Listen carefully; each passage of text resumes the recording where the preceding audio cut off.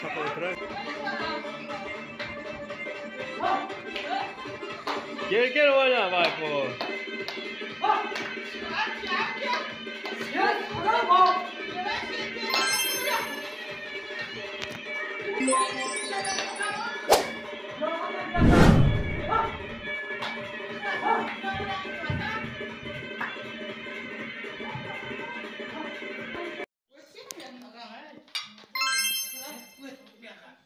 Ha, daimi adından Suqrat deyen daimi şu.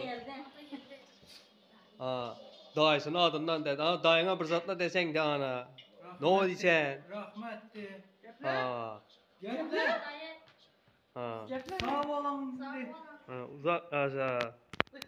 Rahmetli. Ya bize.